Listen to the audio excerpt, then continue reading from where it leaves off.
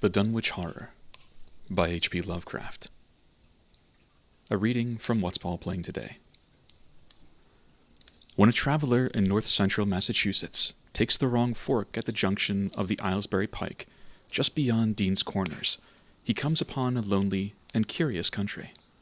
The ground gets higher, and the briar-bordered stone walls press closer and closer against the ruts of the dusty, curving road. The trees of the frequent forest belts seem too large, and the wild weeds, brambles, and grasses attain a luxuriance not often found in settled regions. At the same time, the planted fields appear singularly few and barren, while the sparsely scattered houses wear a surprising uniform aspect of age, squalor, and dilapidation.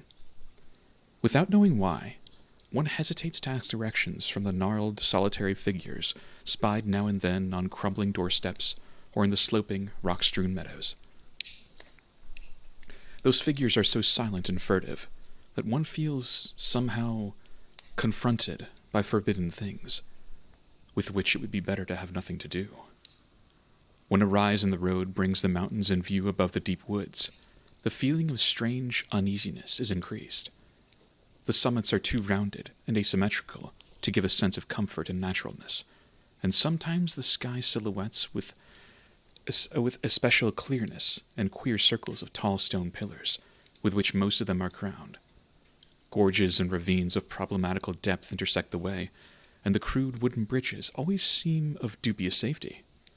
When the road dips again, there are stretches of marshland that one instinctively dislikes, and indeed almost fears at evening, when unseen whippoorwills chatter and fireflies come out in abnormal profusion to dance to the raucous, creepily insistent rhythms of stridently piping bullfrogs.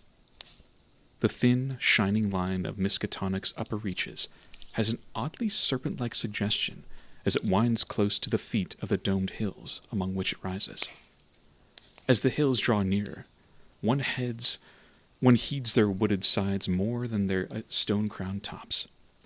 Those sides loom up so darkly and precipitously that one wishes they would keep their distance, but there is no road by which to escape them. Across a covered bridge one sees a small village huddled between the stream and the vertical slope of Round Mountain, and wonders at the cluster of rotting gambrel roofs, bespeaking an earlier architectural period than that of the neighboring region. It is not reassuring to see, on a closer glance, that most of the houses are deserted and falling to ruin, and that the broken, steepled church now harbors the one slovenly mercantile establishment of the hamlet. One dreads to trust the tenebrous tunnel of the bridge, yet there is no way to avoid it. Once across, it is hard to prevent the impression of a faint, malign odor about the village street, as if the massed mold and decay of centuries. It is always a relief to get clear of the place, and to follow the narrow road around the base of the hills and across the level country beyond, till it rejoins the Aylesbury Pike. Afterward, one sometimes learns that one has been through Dunwich. Outsiders visit Dunwich as seldom as possible, and since a certain season of horror, all the signboards pointing toward it have been taken down. The scenery, judged by any ordinary aesthetic canon, is more than commonly beautiful, yet there is no influx of artists or summer tourists. 2 centuries ago, when talk of witch blood, Satan worship, and strange forest presences was not laughed at, it was the custom to give reasons for avoiding the locality. In our sensible age, since the Dunwich Horror of 1928 was hushed up by those who had the town's and the world's welfare at heart, people shun it, without knowing exactly why. Perhaps one reason, though it cannot apply to uninformed strangers, is that the natives, now repellently decadent, having gone far along that path to retrogression so common in many New England backwaters, they have come to form a race by themselves, with the well-defined mental and physical stigmata of degeneracy and inbreeding. The average of their intelligence woefully low, whilst their annals reek of overt viciousness and of half-hidden murders, incests, and deeds of almost unnameable violence and perversity. The old gentry, representing the 2 or 3 armigerous families, which came from Salem in 1692, have kept somewhat above the general level of decay, though many branches are sunk into the sordid populace so deeply that only their names remain as a key to the origin they disgrace. Some of the Whateleys and bishops still send their eldest sons to Harvard and Miskatonic, though those sons seldom return to the moldering gambrel roofs under which they and their ancestors were born. No one, even those who have the facts concerning the recent horror, can say just what is the matter with Dunwich, though old legends speak of unhallowed rites and conclaves of the Indians, amidst which they called forbidden shapes of shadow out of the rounded hills, and made wild orgiastic prayers that were answered by loud cracklings and rumblings from the ground below. In 1747, the Reverend Abijah Hoadley, newly come to the Congregational Church at Dunwich Village, preached a memorable sermon on the close presence of Satan and his imps, in which he said, "It must be allowed that these blasphemies of an infernal train of demons are matters of too common knowledge to be denied. The cursed voices of Azazel and Bezrael, of Beelzebub and Belial, being heard from underground by above a score of credible witnesses now living. I myself did not more than a fortnight ago catch a very plain discourse of evil powers in the hill behind my house, wherein there were a rattling and rolling, groaning, screeching, and hissing, such as no things of this earth could raise up, and which must needs have come from those caves that only black magic can discover, and only the devil unlock." Mr. Hoadley disappeared soon after delivering the sermon, but the text, printed in Springfield, is still extant. Noises in the hills continue to be reported from year to year, and still form a puzzle to geologists and physiographers. Other traditions tell of foul odors near the hill-crowning circles of stone pillars, and of rushing, airy presences to be heard faintly at certain hours from stated points at the bottom of the great ravines, while still others try to explain the Devil's Hop Yard, a bleak, blasted hillside where no tree, shrub, or grass blade will grow. Then, too, the natives are mortally afraid of the numerous whippoorwills which grow vocal on warm nights. It is vowed that the birds are psychopomps lying in wait for the souls of the dying, and that they time their eerie cries in unison with the sufferer's struggling breath. If they can catch the fleeing soul when it leaves the body, they instantly flutter away, chittering in demoniac laughter. But if they fail, they subside gradually into a disappointed silence. These tales, of course, are obsolete and ridiculous, because they come down from very old times. Dunwich is indeed ridiculously old, older by far than any of the communities within 30 miles of it. South of the village one may still spy the cellar walls and chimney of the ancient Bishop House, which was built before 1700, whilst the ruins of the mill at the falls, built in 1806, form the most modern piece of architecture to be seen. Industry did not flourish here, and the 19th century factory movement proved short-lived. Oldest of all are the great rings of rough-hewn stone columns on the hilltops, but these are more generally attributed to the Indians than to the settlers.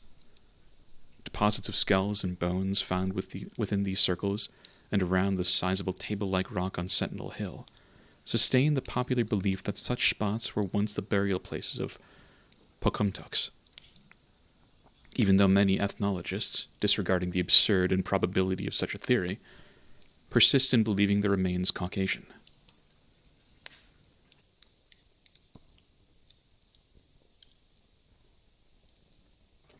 Chapter 2.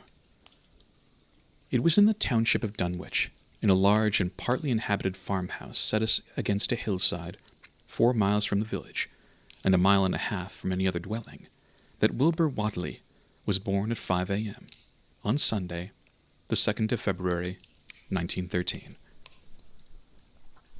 This date was recalled because it was Candlemas, which people in Dunwich curiously observe under another name, and because the noises in the hills had sounded, and all the dogs of the countryside had barked persistently throughout the night before.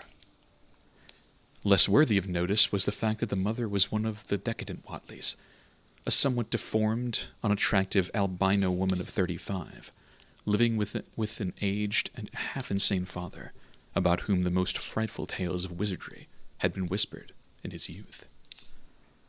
Lavinia Whatley had no known husband, but according to the custom of the region, made no attempt to disavow the child. Concerning the other side of whose ancestry the country folk might, and did, speculate as wildly as they chose. On the contrary, she seemed strangely proud of the dark, goatish-looking infant who formed such a contrast to her own sickly and pink-eyed albinism, and was heard to mutter many curious prophecies about its unusual powers and tremendous future. Lavinia was one who would be apt to mutter such things, for she was a lone creature, given to wandering amidst thunderstorms in the hills, and trying to read the great odorous books which her father had inherited through 2 centuries of Whateleys, and which were fast falling to pieces with age and wormholes. She had never been to school, but was filled with disjointed scraps of ancient lore that old Whateley had taught her. The remote farmhouse had always been feared because of old Whateley's reputation for black magic, and the unexplained death by violence of Mrs. Whatley, when Lavinia was 12 years old, had not helped to make the place popular. Isolated among strange influences, Lavinia was fond of wild and grandiose daydreams, and singular occupations, nor was her leisure much taken up by her household cares in a home from which all standards of order and cleanliness had long since disappeared. There was a hideous screaming, which echoed above even the hill noises and the dogs barking on the night Wilbur was born, but no known doctor or midwife presided at his coming. Neighbors knew nothing of him till the week afterward, when old Whateley drove his sleigh through the snow into Dunwich village, and discoursed incoherently to the group of loungers at Osborne's general store. There seemed to be a change in the old man, an added element of furtiveness in the clouded brain which subtly transformed him from an object to a subject of fear, though he's not one to be perturbed by any common family event. Amidst it all, he showed some trace of the pride he later noticed in his daughter, and what he said of the child's paternity was remembered by many of his hearers years afterward. "I don't care what folks think. If Lavinia's boy looked like his pa, he wouldn't look like nothing you expect. You needn't think the only folks in this folk is the folks hereabouts. Lavinia's ratsome, and as said some of the most only all you talking about. I calculate her man is a good husband, has got a husband as he can find this side of Aylesbury, and if you knowed as much about Ailes as I do, you wouldn't ask no bit of church wearing nor hearing. Let me tell you something. Some day you folks will hear a child of Lavinia's a calling its father's name on the top of Sentinel Hill." The only persons who saw Wilbur during the first month of his life, were old Zechariah Whateley, of the undecayed Whateleys, and Earl Sawyer's common-law wife, Mammy Bishop. Mammy's visit was frankly one of a curiosity, and her subsequent tales did justice to her observations. But Zechariah came to lead a pair of Alderney cows, which old Whateley had bought of his son Curtis. This marked the beginning of a course of cattle buying on the part of small Wilbur's family, which ended only in 1928, when the Dunwich Horror came and went. Yet at no time did the ramshackle Whateley barn seem overcrowded with livestock. There came a period when people were curious enough to steal up and count the herd that grazed precariously on the steep hillside above the old farmhouse, and they could never find more than 10 or 12 anemic, bloodless-looking specimens. Evidently, some blight or distemper, perhaps sprung from the unwholesome pasturage where the diseased fungi and timbers of the filthy barn caused a heavy mortality amongst the Whateley animals. Odd wounds or sores having something of the aspect of incisions seemed to afflict the visible cattle, and once or twice during the earlier months certain callers fancied they could discern similar sores about the throats of the gray, unshaven old man and his slatternly, crinkly-haired albino daughter. In the spring after Wilbur's birth, Lavinia resumed her customary rambles in the hills, bearing in her misproportioned arms the swarthy child. Public interest in the Wattleys subsided after most of the country folk had seen the baby, and no one bothered to comment on the swift development which that newcomer seemed every day to exhibit. Wilbur's growth was indeed phenomenal, for within 3 months of his birth he had attained a size and muscular power not usually found in infants under a full year of age. His motions and even his vocal sounds showed a restraint and deliberateness highly peculiar in an infant, and no one was really unprepared when, at 7 months, he began to walk unassisted, with falterings which another month was sufficient to remove.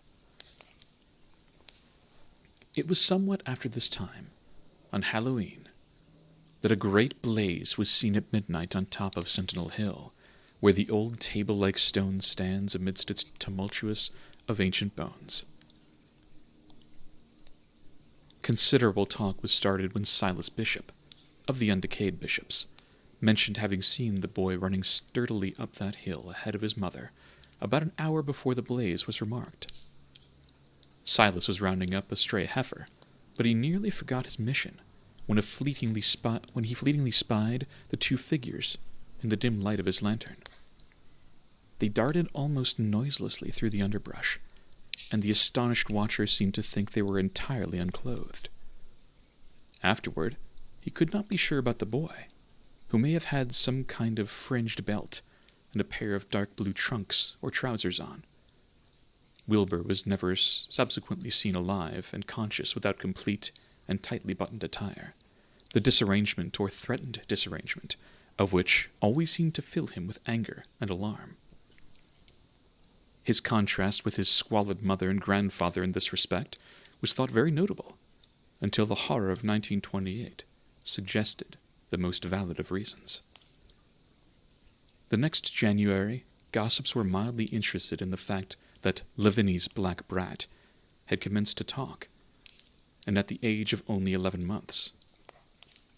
His speech was somewhat remarkable both because of its difference from the ordinary accents of the region, and because it displayed a freedom from infantile lisping of which many children of 3 or 4 might well be proud. The boy was not talkative, yet when he spoke, he seemed to reflect some elusive element wholly unpossessed by Dunwich and its denizens. The strangeness did not reside in what he said, or even in the simple idioms he used, but seemed vaguely linked with his intonation, or the internal organs that produced the spoken sounds. His facial aspect, too, was remarkable for its maturity, for though he shared his mother's and grandfather's chinlessness, his firm and precariously shaped nose united with the expression on his large, dark, almost Latin eyes to give him an air of quasi-adulthood and well-nigh preternatural intelligence. He was, however, exceedingly ugly, despite his appearance of brilliancy, there being something almost goatish or animalistic about his thick lips, large-pored yellowish skin, coarse, crinkly hair, and oddly elongated ears. He was soon disliked even more decidedly than his mother and grandsire, and all conjectures about him were spiced with references to the bygone magic of old Whatley, and how the hills once shook when he shrieked the dreadful name of Yog-Sothoth in the midst of a circle of stones, with a great book open in his arms before him. Dogs abhorred the boy, and he was always obliged to take various defensive measures against their barking menace.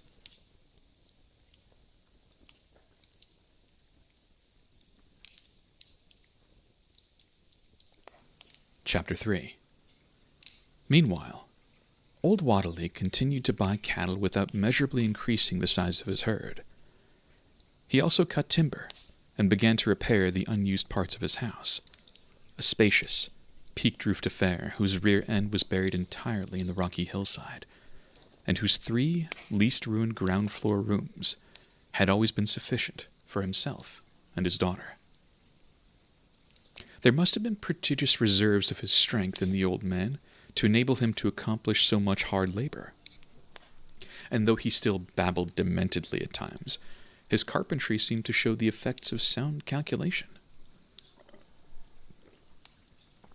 It had really begun as soon as Wilbur was born, when one of the many tool sheds had been put suddenly in order, clapboarded, and fitted with stout, fresh locks.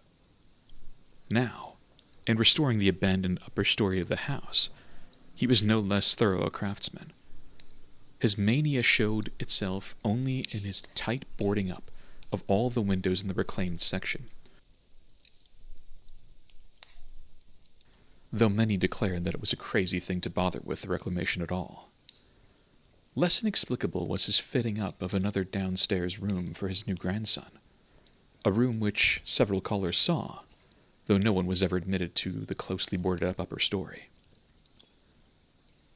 This chamber he lined with tall, firm shelving, along which he began gradually to arrange, in apparently careful order, all the rotting, ancient books and parts of books, which, during his own day, had been heaped promiscuously in odd corners of the various rooms.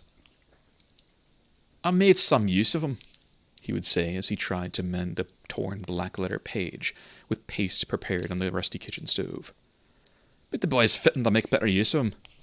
He'd orter have 'em as well sought as he kin, for they're going to be all of his larnin'." When Wilbur was a year and 7 months old, in September of 1914, his size and accomplishments were almost alarming. He had grown as large as a child of 4, and was a fluent and incredibly intelligent talker. He ran freely about the fields and hills, and accompanied his mother on all her wanderings. At home he would pore diligently over the queer pictures and charts in his grandfather's books, while old Wadley would instruct and catechise him through long, hushed afternoons. By this time the restoration of the old house was finished, and those who watched it wondered why one of the upper windows had been made into a solid plank door. It was a window in the rear of the east gable end, close against the hill, and no one could imagine why a cleated wooden runway was built up to it from the ground.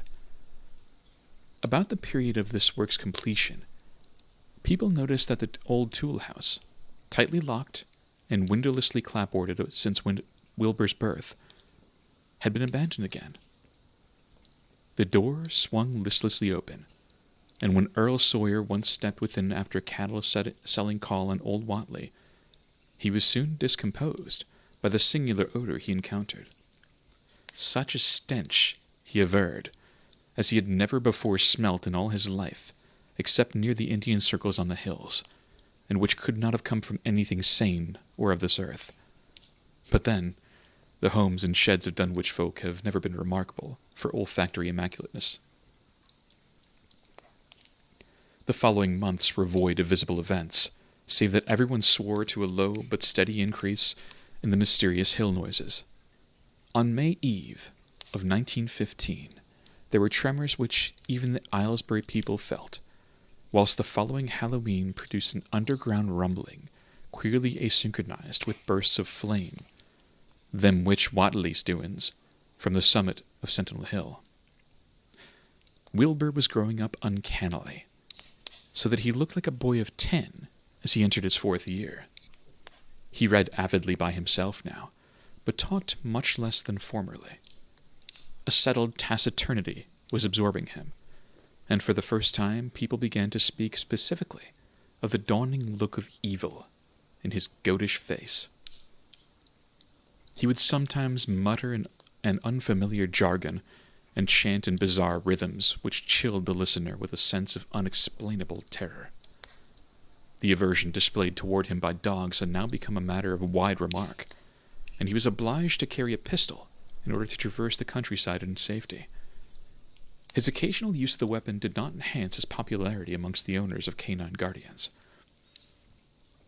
The few callers at the house would often find Lavinia alone on the ground floor, while odd cries and footsteps resounded in the boarded-up 2nd story.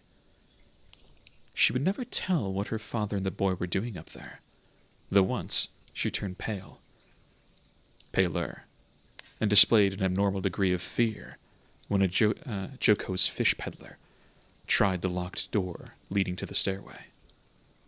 That peddler told the store loungers at Dunwich Village that he thought he heard a horse stampeding on that floor above. The loungers reflected, thinking of the door and runway, and the cattle that so swiftly disappeared. Then they shuddered as they recalled tales of old Wateley's youth, and of the strange things that are called out of the earth when a bullock is sacrificed at the proper time to certain heathen gods.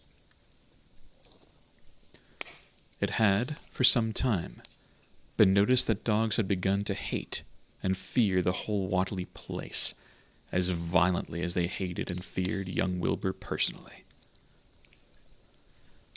In 1917, the war came, and Squire Sawyer Wateley, as chairman of the local draft board, had hard work finding a quota of young Dunwich men, fit even to be sent to development camp. The government, alarmed at such signs of wholesale regional decadence, sent several officers and medical experts to investigate, conducting a survey which New England newspaper readers may still recall.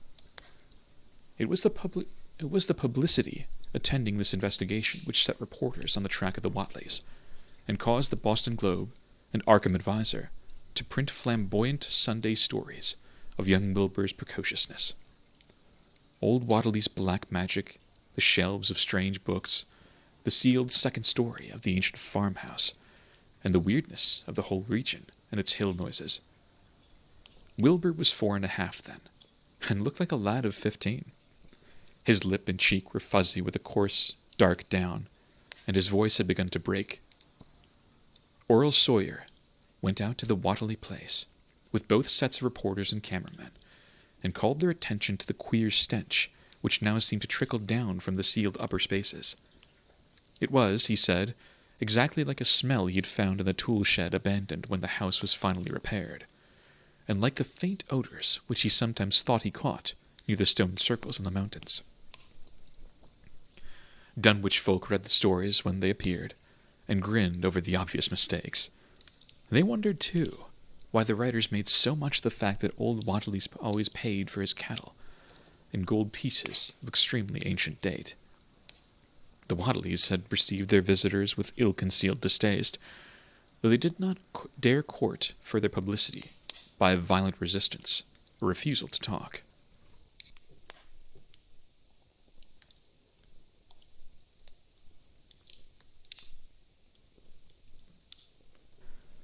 Chapter 4.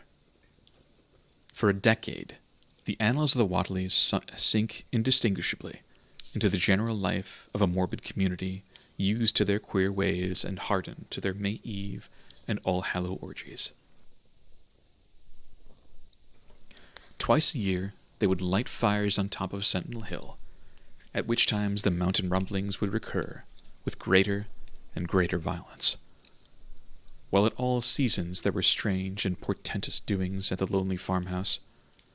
In the course of time, callers professed to hear sounds in the sealed upper story, even when all the family were downstairs, and they wondered how swiftly or how lingeringly a cow or bullock was usually sacrificed. There was talk of a complaint to the Society for the Prevention of Cruelty to Animals, but nothing ever came of it, since Dunwich folk were never anxious to call the outside world's attention to themselves. About 1923, when Wilbur was a boy of 10, whose mind, voice, stature, and bearded face gave all the impressions of maturity, a second great siege of carpentry went on at the old house. It was all inside the sealed upper part, and from bits of discarded lumber, people concluded that the youth and his grandfather had knocked out all the partitions and even removed the attic floor, leaving only one vast, open void between the ground story and the peaked roof. They had torn down the great central chimney, too, and fitted the rusty range with a flimsy outside tin stovepipe. In the spring after this event, old Wateley noticed the growing number of whippoorwills that would come out of Cold Spring Glen to chirp under his window at night. He seemed to regard the circumstance as one of great significance, and told the loungers at Osborne's that he thought his time had almost come. "I whistled just in town with my breathing now," he said, "and I guess they're getting ready to catch my soul. No, it's a going out, and don't calculate and miss it. You'll know, boys, arter I'm gone, whether they get me or not. If they do, they'll keep up a singing and laughing till the break of day. If they don't, you're kinder quiet down, now like. I expect them and the souls they hunts for have some pretty tough tussles sometimes." On Lammas night, 1924, Dr. Houghton of Aylesbury was hastily summoned by Wilbur Whately, who had lashed his one remaining horse through the darkness and telephoned from Osborne's in the village. He found old Whately in a very grave state, with a cardiac action and stertorous breathing that told of an end not far off. The shapeless albino daughter and oddly bearded grandson stood by the bedside, whilst from the vacant abyss overhead there came a disquieting suggestion of rhythmical surging or lapping, as of the waves on some level beach. The doctor, though, was chiefly disturbed by the chattering night-birds outside, a seemingly limitless legion of whippoorwills that cried their endless message in repetitions timed diabolically to the wheezing gasps of the dying man. It was uncanny and unnatural. Too much, thought Dr. Houghton, like the whole of the region he had entered so reluctantly in response to the urgent call.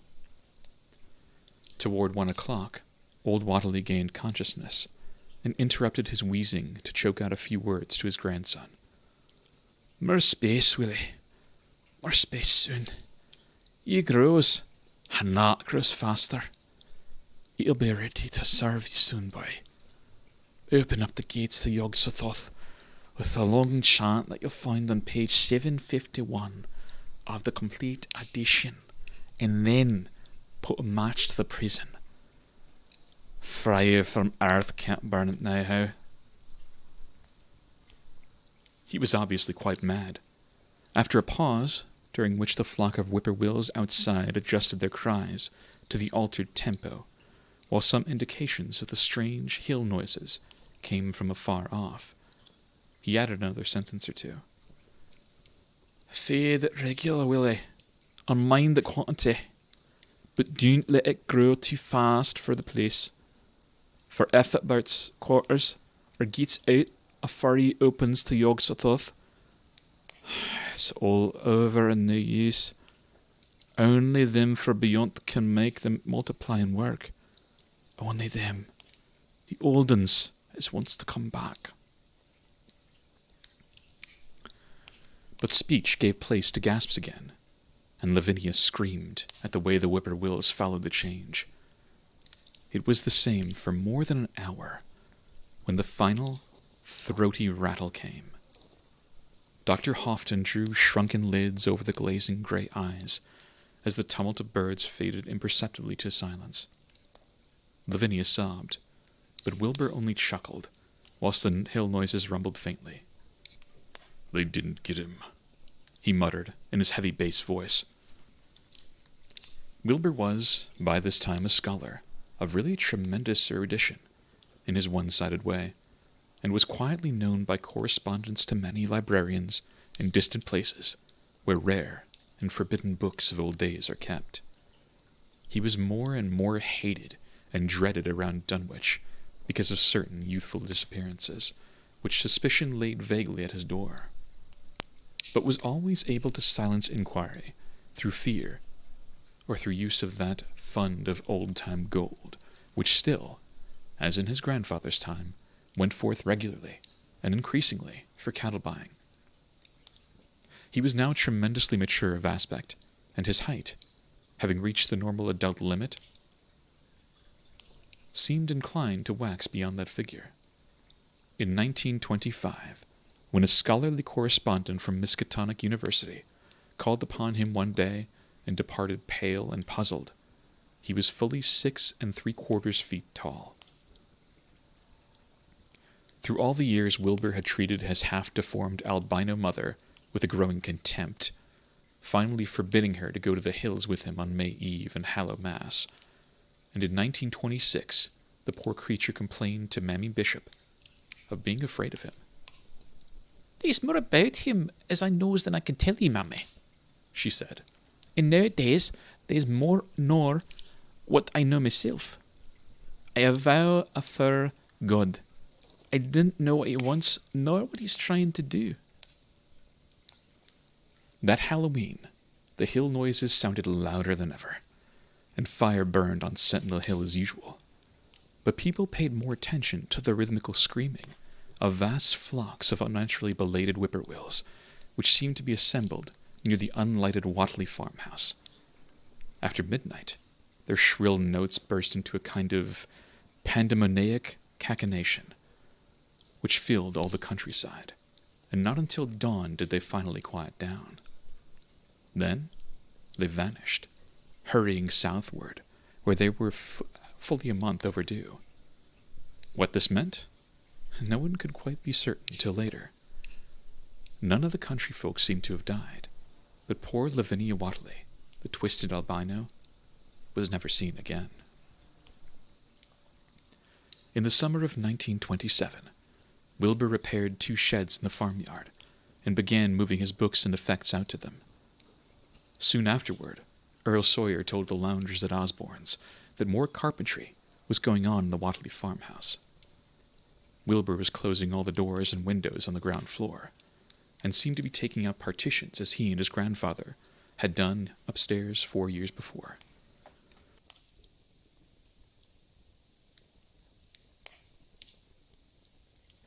He was living in one of the sheds, and Sawyer thought he seemed unusually worried and tremulous. People generally suspected him of knowing something about his mother's disappearance, and very few ever approached his neighborhood now. His height had increased to more than 7 feet, and showed no signs of ceasing its development.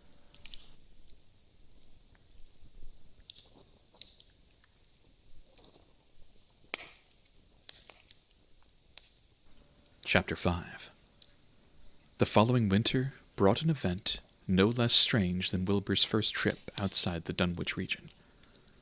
Correspondence with the Widener Library at Harvard, the Bibliothèque Nationale in Paris, and British Museum, the University of Buenos Aires, and the Library of Miskatonic University at Arkham, had failed to get him to the loan of a book he desperately wanted. So at length he set out in person, shabby, dirty, bearded, and uncouth of dialect, to consult the copy at Miskatonic, which was the nearest to him geographically. Almost 8 feet tall, and carrying a cheap new valise from Osborne's general store, this dark and goatish gargoyle appeared one day in Arkham in quest of the dreaded volume kept under lock and key at the college library. The hideous Necronomicon of the mad Arab Alhazred in Olaus Wormius's Latin version, as printed in Spain in the 17th century. He had never seen a city before, but had no thought save to find his way to the university grounds, where, indeed, he passed heedlessly by the great white-fanged watchdog that barked with unnatural fury and enmity, and tugged frantically at its stout chain.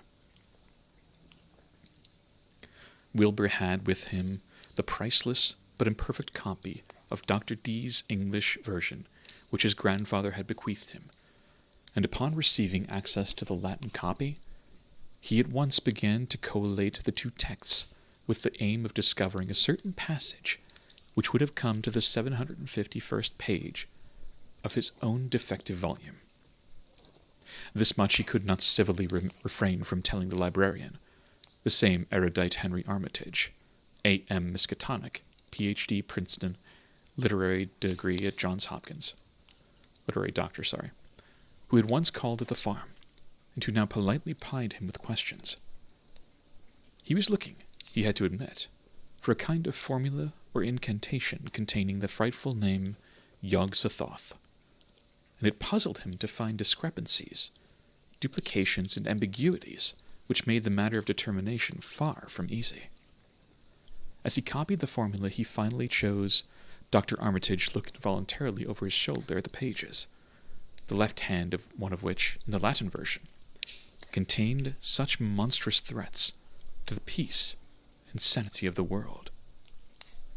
"Nor is it to be thought," ran the text as Armitage mentally translated it, "that man is either the oldest or the last of Earth's masters, or that the common bulk of life and substance walks alone. The old ones were, the old ones are, and the old ones shall be. Not in the spaces we know, but between them. They walk serene and primal, undimensioned, and to us, unseen. Yog-Sothoth knows the gate. Yog-Sothoth is the gate. Yog-Sothoth is the key and guardian of the gate. Past, present, future, all are one in Yog-Sothoth. He knows where the old ones broke through of old, and where they shall break through again. He knows where they have trod Earth's fields, and where they still tread them, and why no one can behold them as they tread. By their smell can men sometimes know them near, but of their semblance can no man know, saving only in the features of those they have begotten on mankind, and of those are there many sorts, differing in likeness from man's truest eidolon to that shape without sight or substance, which is they. They walk unseen and foul in lonely places where the words have been spoken and the rites howled through at their seasons. The wind gibbers with their voices, and the earth mutters with their consciousness. They bend the forest and crush the city, yet may not forest or city behold the hand that smites. Kadath in the cold waste hath been known them, and what man knows Kadath? The ice desert of the south, and the sunken isles of ocean hold stones whereon their seal is engraven. But who hath seen the deep frozen city, or the sealed tower long garlanded with seaweed and barnacles? Great Cthulhu is their cousin, yet can he spy them only dimly. Id Shub Nigarath, as a foulness shall ye know them. Their hand is at your throats, yet ye see them not, and their habitation is one with your guarded threshold. Yog-Sothoth is the key to the gate, whereby the spheres meet. Man rules now where they ruled once. They shall soon rule where man rules now. After summer is winter, and after winter, summer. They wait patient and potent, for here shall they reign again. Dr. Armitage, associating what he was reading with what he had heard of Dunwich and its brooding presences, and of Wilbur Whately and his dim, hideous aura that stretched from a dubious birth to a cloud of probable matricide, felt a wave of fright as tangible as a draught of the tomb's cold clamminess. The bent, goatish giant before him seemed like the spawn of another planet or dimension, like something only partly of mankind, and linked to black gulfs of essence and entity that stretch like titan phantasms beyond all spheres of force and matter, space and time. Presently Wilbur raised his head and began speaking in that strange, resonant fashion which hinted at sound-producing organs unlike the run of mankind's. "Mr. Armitage," he said, "I calculate I've got to take that book home. These things in it that I've got to try under certain conditions that I can't get here. And it'd be a mortal sin to let a red tape rule hold me up. Let me take it along, sir, and I'll swear nobody'll know the difference. I don't need to tell ye, I'll take good care of it. It wasn't me that put this day copy in the shape of it is. He stopped as he saw the firm denial on the librarian's face, and his own goatish features grew crafty. Armitage, half ready to tell him he might make a copy of what parts he needed, thought suddenly of the possible consequences, and checked himself. There was too much responsibility in giving such a being the key to such blasphemous outer spheres. Whately saw how things stood, and tried to answer lightly. Well, all right, if you feel that way about it. Maybe Harvard won't be so fussy as ye be. And without saying more, he rose and strode out of the building, stooping at each doorway.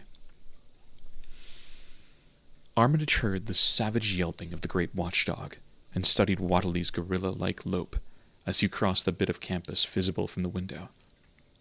He thought of the wild tales he had heard, and recalled the old Sunday stories in the advertiser, these things, and the lore he had picked up from Dunwich rustics and villagers during his one visit there. Unseen things not of Earth, or at least not of tri-dimensional Earth, rushed, fetid and horrible, through New England's glens, and brooded obscenely on the mountain tops. Of this he had long felt certain. Now he seemed to sense the close presence of some terrible part of the intruding horror, and to glimpse a hellish advance in the black dominion of the ancient and once passive nightmare. He locked away the Necronomicon with a shudder of disgust, but the room still reeked with an unholy and unidentifiable stench. "As a foulness shall ye know them," he quoted. Yes, the odor was the same as that which had sickened him at the Whately farmhouse less than 3 years before. He thought of Wilbur, goatish and ominous, once again, and laughed mockingly at the village rumors of his parentage. "Inbreeding," Armitage muttered half aloud to himself. "Great God, what simpletons! Show them Arthur Marchand's great god Pan, and they'll think it a common Dunwich scandal. But what thing, what cursed, shapeless influence, on or off this three-dimensioned earth, was Wilbur Whately's father? Born on Candlemas 9 months after May Eve of 1912, when the talk about the queer earth noises reached clear to Arkham. What walked on the mountains that May night? What rude horror fastened itself on the world in half-human flesh and blood? During the ensuing weeks, Dr. Armitage set about to collect all possible data on Wilbur Whately and the formless presences around Dunwich. He got in communication with Dr. Houghton of Aylesbury, who had attended old Whately in his last illness, and found much to ponder over in the grandfather's last words, as quoted by the physician. A visit to Dunwich village failed to bring out much that was new, but a close survey of the Necronomicon, in those parts which Wilbur had sought so avidly, seemed to supply new and terrible clues to the nature, methods, and desires of the strange evil so vaguely threatening this planet. Talks with several students of archaic lore in Boston, and letters to many others elsewhere, gave him a growing amazement, which passed slowly through varied degrees of alarm to a state of really acute spiritual fear. As the summer drew on, he felt dimly that something ought to be done about the lurking terrors of the upper Miskatonic Valley, and about the monstrous being known to the human world as Wilbur Whately.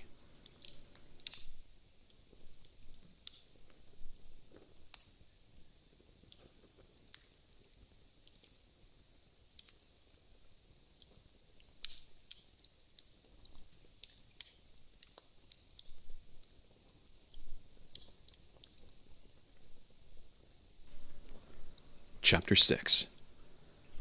The Dunwich Horror itself came between Lammas and the equinox in 1928, and Dr. Armitage was among those who witnessed its monstrous prologue. He had heard, meanwhile, of Whately's grotesque trip to Cambridge, and of his frantic efforts to borrow or copy from the Necronomicon at the Widener Library. Those efforts had been in vain, since Armitage had issued warnings of the keenest intensity to all librarians having charge of the dreaded volume.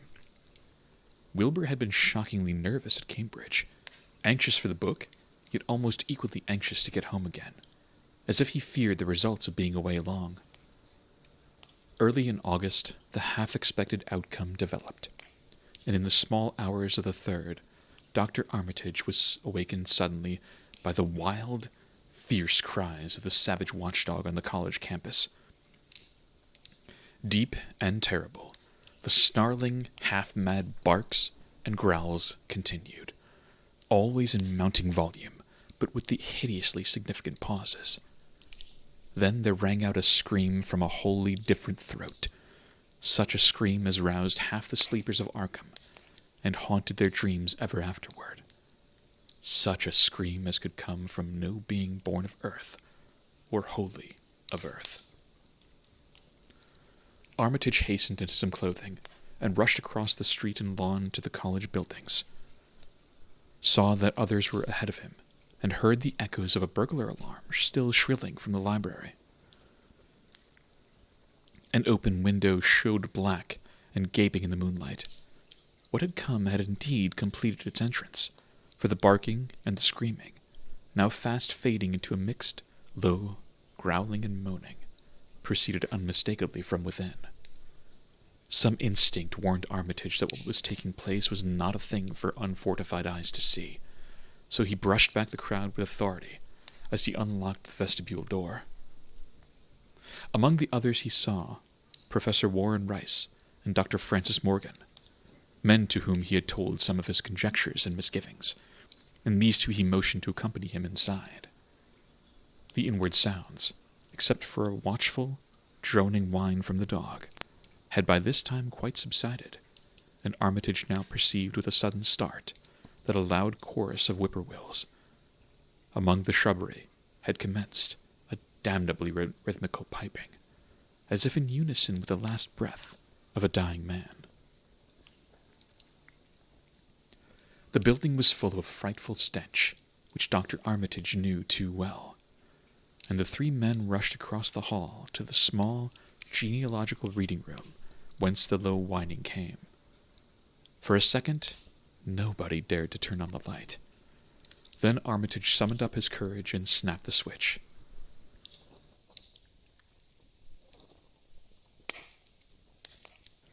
One of the three, it is not certain which, shrieked aloud at what sprawled before them among disordered tables and overturned chairs. Professor Rice declares that he wholly lost consciousness for an instant, though he did not stumble or fall. The thing that lay half-bent on its side in a fetid pool of greenish-yellow ichor and tarry stickiness was almost 9 feet tall, and the dog had torn off all the clothing and some of the skin. It was not quite dead, but twitched silently and spasmodically while its chest heaved in monstrous unison with the mad piping of the expectant whippoorwills outside. Bits of shoe leather and fragments of apparel were scattered about the room, and just inside the window of an empty canvas sack lay where it had been evidently thrown. Near the central desk, a revolver had fallen, a dented but undischarged cartridge later explaining why it had not been fired. The thing itself, however, crowded out all the other images at the time. It would be trite, and not wholly accurate, to say that no human pen could describe it, but one may properly say that it could not be vividly visualized by anyone whose ideas of aspect and contour are too closely bound up with the common life forms of this planet and of the known 3 dimensions. It was partly human beyond a doubt, with very man-like hands and head, and the goatish, chinless face had the stamp of the Whateleys upon it.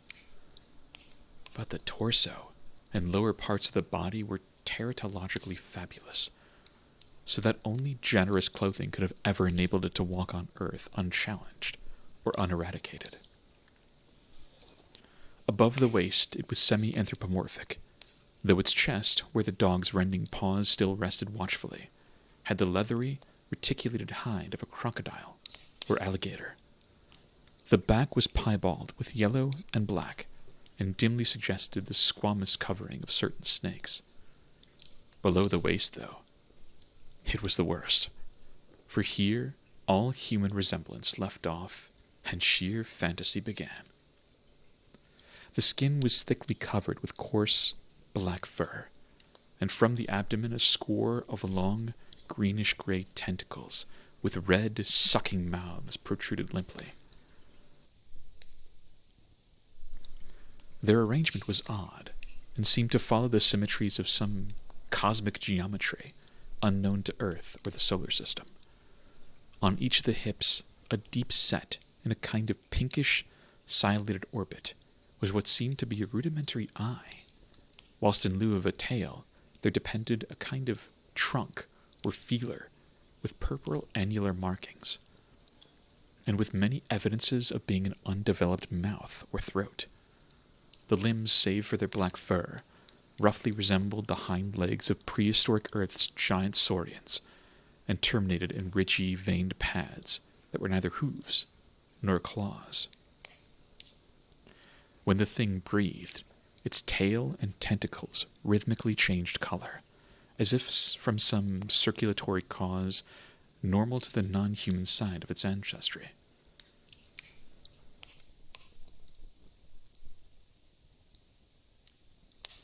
In the tentacles, this was observable as deepening of the greenish tinge, whilst in the tail it was manifest as a yellowish appearance, which alternated with a sickly, grayish-white in the spaces between the purple rings. Of genuine blood there was none, only the fetid, greenish-yellow ichor, which trailed along the painted floor beyond the radius of the stickiness, and left a curious discoloration behind it. As the presence of the three men seemed to rouse the dying thing, it began to mumble without turning or raising its head. Dr. Armitage made no written record of its mouthings, but asserts confidently that nothing in English was uttered. At first the syllables defied all correlation with any speech of Earth, but toward the last there was some disjointed fragments, evidently taken from the Necronomicon. That monstrous blasphemy, in quest of which the thing had perished. Those fragments, as Armitage recalls them, ran something like Ngai and Gaga Bugshog Ya Yog Sahoth Yog Sathoth. They trailed off into nothingness as the whippoorwills shrieked in rhythmical crescendos of unholy anticipation. Then came a halt in the gasping, and the dog raised its head in a long, lugubrious howl. A change came over the yellow, goatish face of the prostrate thing, and the great black eyes fell in appallingly. Outside the window, the shrilling of the whippoorwills had suddenly ceased, and above the murmurs of the gathering crowd there came the sound of a panic-struck whirring and fluttering. Against the moon, vast clouds of feathery watchers rose and raced from sight, frantic at which they had sought for prey. All at once, the dog started up abruptly, gave a frightened bark, and leapt nervously out the window by which it had entered. A cry rose from the crowd, and Dr. Armitage shouted to the men outside that no one must be admitted till the police or medical examiner came. He was thankful that the windows were just too high to permit anyone peering in, and drew the dark curtains carefully down over each one. By this time, 2 policemen had arrived, and Dr. Morgan, meeting them in the vestibule, was urging them for their own sakes to postpone entrance to the stench-filled reading room till the examiner came and the prostrate thing could be covered up. Meanwhile, frightful changes were taking place on the floor. One need not describe the kind and rate of shrinkage and disintegration that occurred before the eyes of Dr. Armitage and Professor Rice. But it is permissible to say that, aside from the external appearance of face and hands, the really human elements in Wilbur Whatley must have been very small. When the medical examiner came, there was only a sticky, whitish mass on the painted boards, and the monstrous odor had nearly disappeared. Apparently, Whatley had no skull or bony skeleton, at least in any true or stable sense. He had taken somewhat after his unknown father.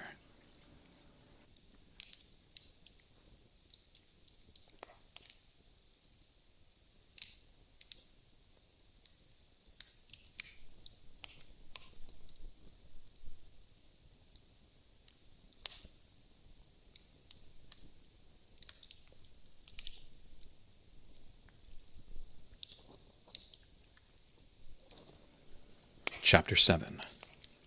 Yet all this was only the prologue of the actual Dunwich Horror.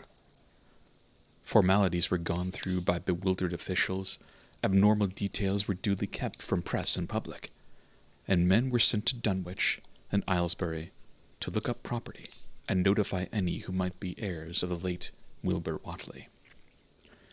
They found the countryside in great agitation, both because of the growing rumblings beneath the domed hills, and because of the unwanted stench and the surging, lapping sounds which came increasingly from the great, empty shell formed by the Whatleys' boarded-up farmhouse.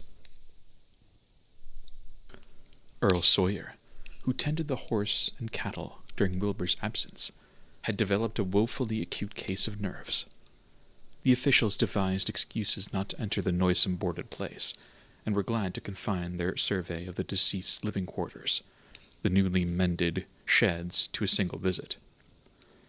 They filed a ponderous report at the courthouse in Aylesbury, and litigations concerning heirship are said to be still in progress amongst the innumerable Whatleys, decayed and undecayed, of the upper Miskatonic Valley.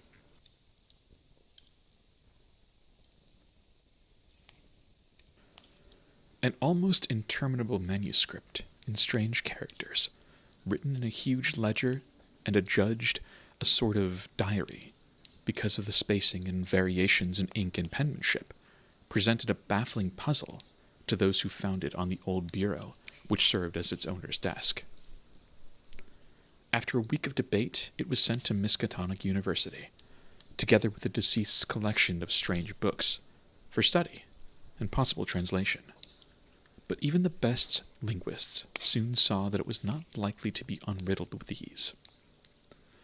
No trace of the ancient gold with which Wilbur or old Whatley always paid their debts has yet to be discovered. It was in the dark of September 9th that the horror broke loose. The hill noises had been very pronounced during the evening, and dogs barked frantically all night. Early risers on the 10th noticed a peculiar stench in the air. About 7 o'clock, Luther Brown, the hired boy at George Corey's, between Cold Spring Glen and the village, rushed frenziedly back from his morning trip to 10 Acre Meadow with the cows. He was almost convulsed with fright as he stumbled into the kitchen, and in the yard outside the no less frightened herd were pawing and lowing pitifully, having followed the boy back in the panic they shared with him. Between gasps, Luther tried to stammer out his tale to Mrs. Corey. "Up there in the road beyond the glen, Miss Corey. There's something been there. It smells like thunder, and all the bushes and little trees is pushed back from the road like they'd a house been moved along it. And that ain't the worst neither. There's prints in the road, Miss Corey. Great, round prints, as big as barrel-heads, all sunk down deep like an elephant had been along. Only they's a sight more than 4 feet could make. I looked at one or two afore I run, and I see every one was covered with lines spreading out from one place, like as if big palm leaf fans, twicked out 3 times as big as they is, had been pounded down to the road, and the smell was awful, like what is around the old Wizard Whatley's old house." Here he faltered, and seemed to shiver afresh with the fright that had sent him flying home. Mrs. Corey, unable to extract more information, began telephoning the neighbors, thus starting on its rounds the overture of panic that heralded the major terrors. When she got Sally Sawyer, housekeeper at Seth Bishop's, the nearest place to Watley's, it became her turn to listen instead of transmit. For Sally's boy Chauncey, who slept poorly, had been up on the hill toward Watley's, and had dashed back in terror after one look at the place, and at the pasturage where Mr. Bishop's cows had been left out all night.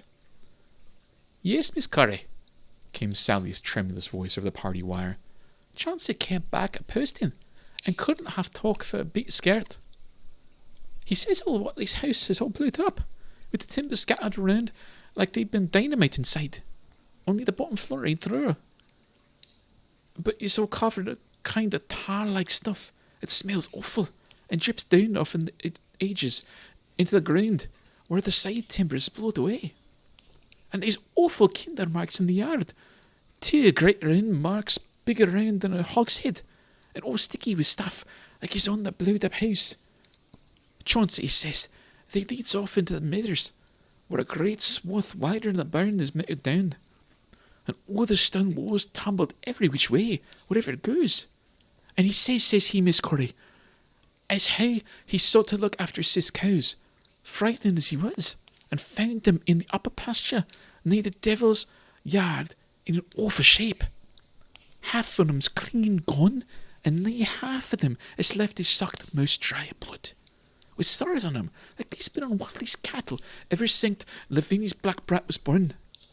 Seth, he's gone out now to look at him now, although he wasn't keen to getting very near Wizard Watley's.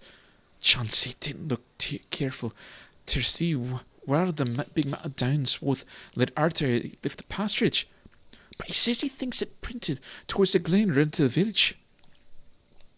I tell ye, Miss Curry, there's something abroad as hadn't ought to be abroad, and I, for one, think that Black Wilbur Watley has come to the bad end as he deserved. He's at the bottom of the breeding of it. He weren't all human himself. I'll say to everybody, and I think he and Earl Watley must have raised something in there that nailed up house as ain't not humans ever see what it was. There's always been things, unseen things around Dunwich, living things, as ain't human, ain't human good for human folks.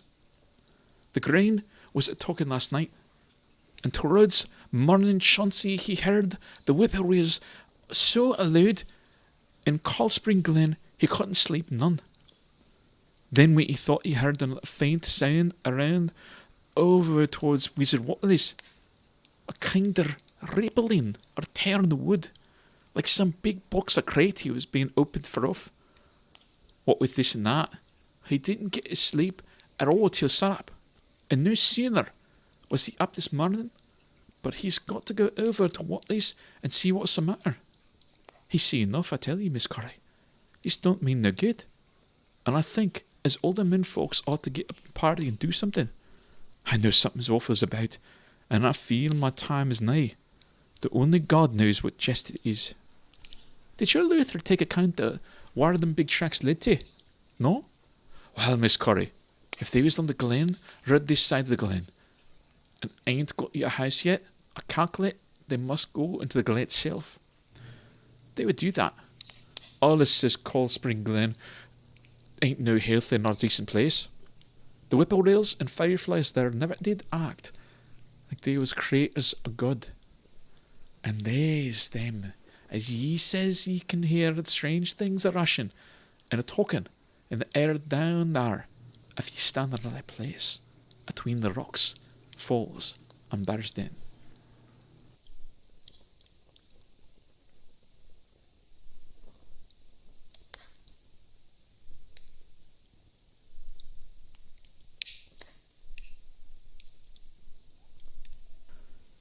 By that noon, fully 3/4 of the men and boys in Dunwich were trooping over the roads and meadows between the new-made Watley ruins and Coldspring Glen, examining in horror the vast, monstrous prints, the maimed bishop cattle, the strange, noisome wreck of the farmhouse, and the bruised, matted vegetation of the fields and roadsides. Whatever had burst loose upon the world had assuredly gone down into the great sinister ravine, for all the trees on the banks were bent and broken, and a great avenue had been gouged in the precipice-hanging underbrush. It was as though a house, launched by an avalanche, had slid down through the tangled growths of the almost vertical slope. From below, no sound came, but only a distant, undefinable fetor, and it is not to be wondered at that the men preferred to stay on the edge and argue, rather than descend at first, but seemed cowed and reluctant when near the glen. Someone telephoned the news to the Aylesbury Transcript, but the editor, accustomed to wild tales from Dunwich, did no more than concoct a humorous paragraph about it, an item soon afterward reproduced by the Associated Press. That night everyone went home, and every house and barn was barricaded as stoutly as possible. Needless to say, no cattle were allowed to remain in open pasturage. About 2 a.m, a frightful stench and the savage barking of the dogs awakened the household at Elmer Fry's, on the eastern edge of Cold Spring Glen. And all agreed that they could hear a sort of muffled swishing or lapping sound from somewhere outside. Mrs. Fry proposed telephoning the neighbors, and Elmer was about to agree when the noise of splintering wood burst in upon their deliberations. It came, apparently, from the barn, and was quickly followed by a hideous screaming and stamping amongst the cattle. The dogs slavered and crouched close to the feet of the fear-numbed family. Fry lit a lantern through force of habit, but knew it would be death to go out into that black farmyard. The children and the womenfolk whimpered, kept from screaming by some obscure, vestigial instinct of defense, which told them their lives depended on silence. At last, the noise of the cattle subsided to a pitiful moaning, and a great snapping, crashing, and crackling ensued. The Frys, huddled together in the sitting room, did not dare to move until the last echoes died away very far down in the Cold Spring Glen. Then, amidst the dismal moans from the stable and the demoniac piping of late whippoorwills in the glen, Selina Fry tottered to the telephone and spread what news she could of the second phase of the horror.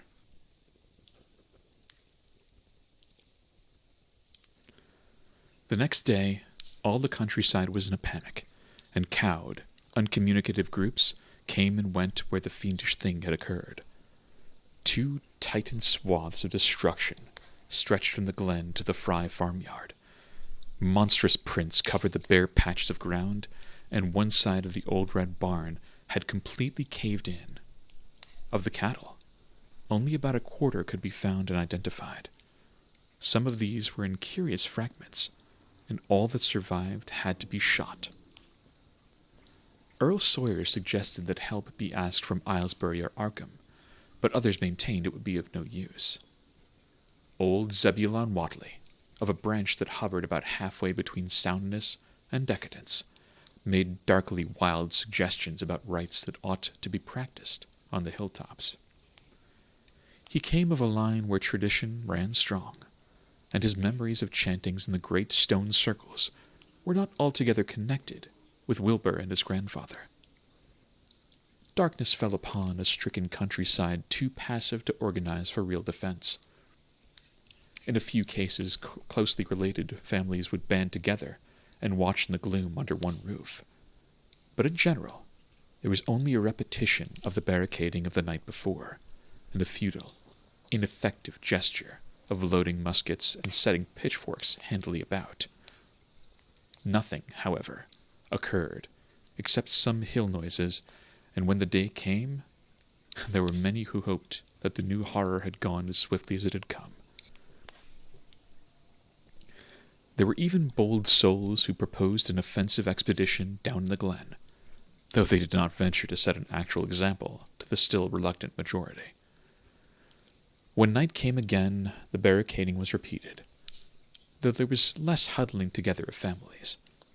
In the morning, both the Fry and the Seth Bishop households reported excitement among the dogs and vague sounds and stenches from afar, while early explorers noted with horror a fresh set of the monstrous tracks in the road skirting Sentinel Hill. As before, the sides of the road showed a bruising indicative of the blasphemously stupendous bulk of the horror, whilst the conformation of the tracks seemed to argue a passage in two directions, as if the moving mountain had come from Cold Spring Glen and returned to it along the same path.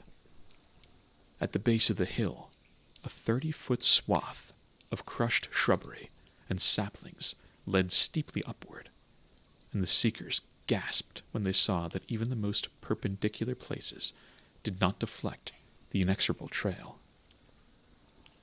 Whatever the horror was, it could scale a sheer, stony cliff of almost complete verticality, and as the investigators climbed around to the hill's summit by safer routes, they saw that the trail ended, or rather reversed, there.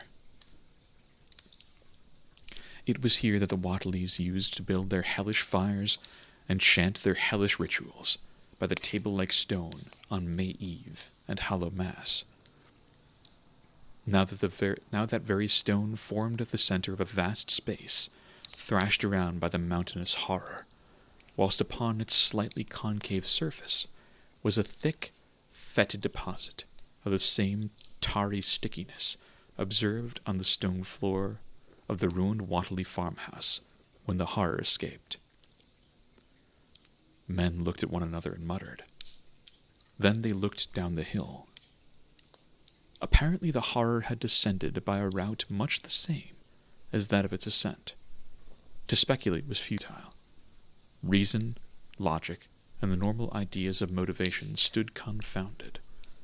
Only old Zebulon, who was not with the group, could have done justice to the situation or suggested a plausible explanation. Thursday night began much like the others, but it ended less happily. The whippoorwills in the glen had screamed with such unnatural persistence that many could not sleep, and about 3 a.m.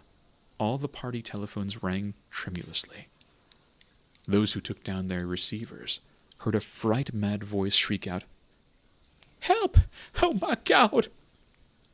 And some thought a crashing sound followed the breaking off of the exclamation.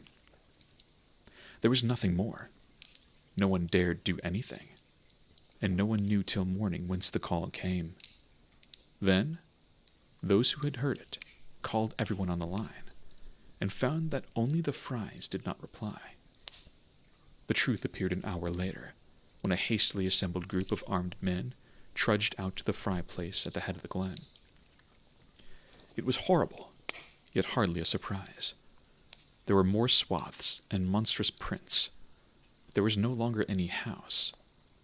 It had caved in like an eggshell, and amongst the ruins, nothing living or dead could be discovered. Only a stench and a tarry stickiness. The Elmer Frys had been erased from Dunwich.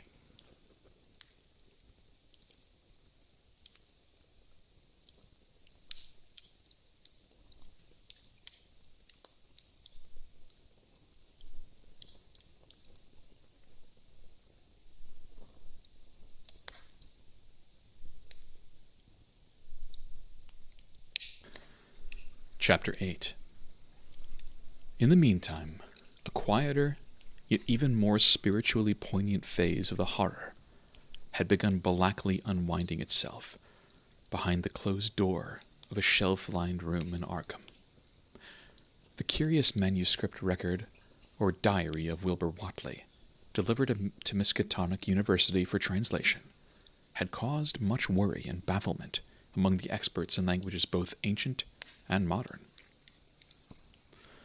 Its very alphabet, notwithstanding a general resemblance to the heavily shaded Arabic used in Mesopotamia, being absolutely unknown to any available authority.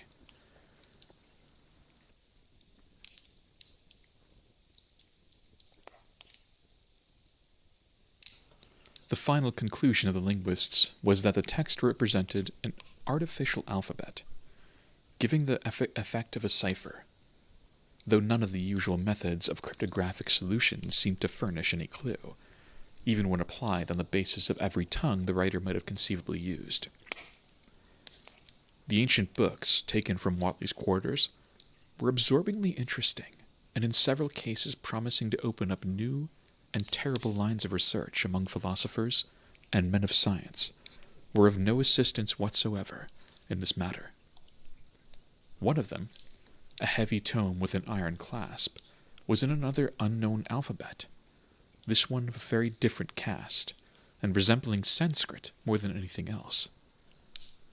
The old ledger was, at length, given wholly into the charge of Dr. Armitage, both because of his peculiar interest in the Whately matter, and because of his wide linguistic learning and skill in the mystical formulae of antiquity and the Middle Ages.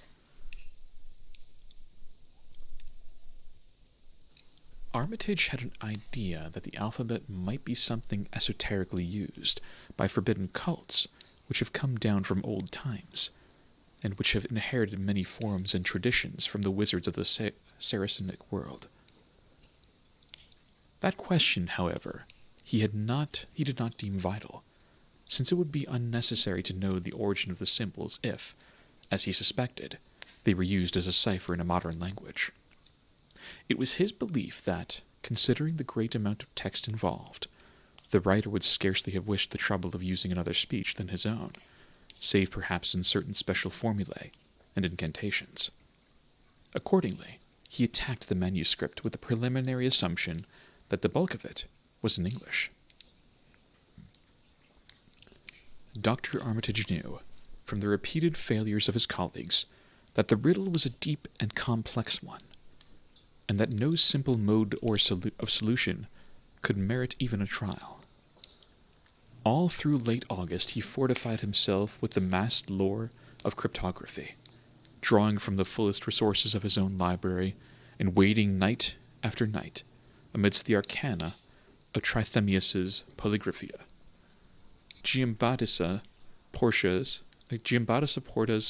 De Furtivius Literarum Notis, De Venier's Traité de Chiffres, Falconer's Cryptomenesis Pacifica, I'm butchering these, Davis and Thickness's 18th century treatises, and such fairly modern authorities as Blair von Martin and Kluber's Cryptographique. He interspersed his study of the books with attacks on the manuscript itself, and in time became convinced that he had to deal with one of those subtlest and most ingenious of cryptograms, in which many of separate lists of corresponding letters are arranged like the multiplication table, and the message built up with arbitrary key words known only to the initiated. The older authorities seemed more helpful than the newer ones, and Armitage concluded that the code of the manuscript was one of great antiquity, no doubt handed down through a long line of mystical experimenters. Several times he seemed near daylight, only to be set back by some unforeseen obstacle. Then, as September approached, the clouds began to clear. Certain letters, as used in certain parts of the manuscript, emerged definitively and unmistakably, and it became obvious that the text was indeed in English. On the evening of September 2nd, the last major barrier gave away, and Dr. Armitage read for the first time a continuous passage of Wilbur Whately's annals. It was, in truth, a diary, as all had thought, and it was couched in a style clearly showing the mixed occult erudition and general illiteracy of the strange being who wrote it. Amongst the first long passage that Armitage deciphered, an entry dated November 26th, 1916, proved highly startling and disquieting.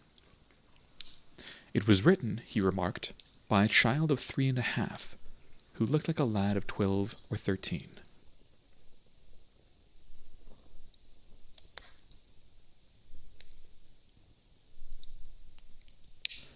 Today learned the éclos for the Sabbath. It ran, which did not like, it being answerable from the hill and not from the air. That upstairs more ahead of me than I had thought it would be, and is not like to much have earth brain. Shot Elam Hutchins's collie Jack when he went to bite me, and Elam says he would kill me if he dashed. I guess he won't. Grandfather kept me saying the Doe formula last night, and I think I saw the inner city at the 2 magnetic poles. I shall go to the poles when the earth is cleared off, if I can't break through with the Dohna formula when I commit. They from the air told me at Sabbat that it will be years before I can clear off the earth, and I guess Grandfather will be dead then. So I shall have to learn all the angles of the planes, and all the formulas between the and the Nurg. They from outside will help, but they cannot take body without human blood. That upstairs looks it will have the right cast. I can see it a little when I make the Urish sign and blow the power of Ibn Ghazi at it. And it is near that like them at May Eve on the hill. The other face may wear off some. I wonder how I shall look when the earth is cleared, and there are no earth beings on it. He that came when the Aklo Saboth said I may be transfigured, there being much of outside to work on. Morning found Dr. Armitage in a cold sweat of terror and the frenzy of wakeful concentration. He had not left the manuscript all night, but sat at his table under the electric light, turning page after page, with shaking hands as fast as he could decipher the cryptic text. He had nervously telephoned his wife he would not be home, and when she brought him a breakfast from the house, he could scarcely dispose of a mouthful. All that day he read on, now and then halted maddeningly as reapplication of the complex key became necessary. Lunch and dinner were brought him, but he ate only the smallest fraction of either. Toward the middle of the next night, he drowsed off in his chair, but soon woke out of a tangle of nightmares, almost as hideous as the truths and menaces to man's existence that he had uncovered. On the morning of September 4th, Professor Rice and Dr. Morgan insisted on seeing him for a while, and departed trembling and ashen gray. That evening he went to bed, but slept only fitfully. Wednesday, the next day, he was back at the manuscript, and began to take copious notes, both from the current sections and from those he had already deciphered. In the small hours of that night, he slept a little in an easy chair in his office, but was at the manuscript again before dawn. Some time before noon, his physician, Dr. Hartwell, called to see him and insisted that he cease work.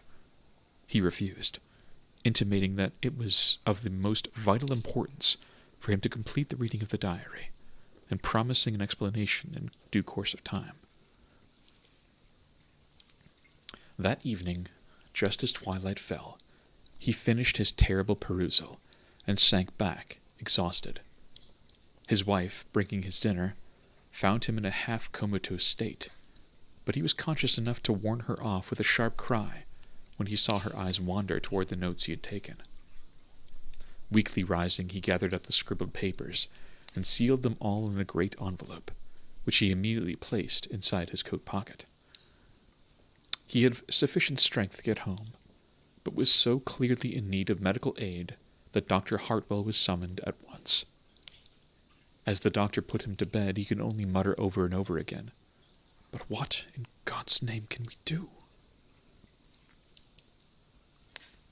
Dr. Armitage slept, but was partly delirious the next day.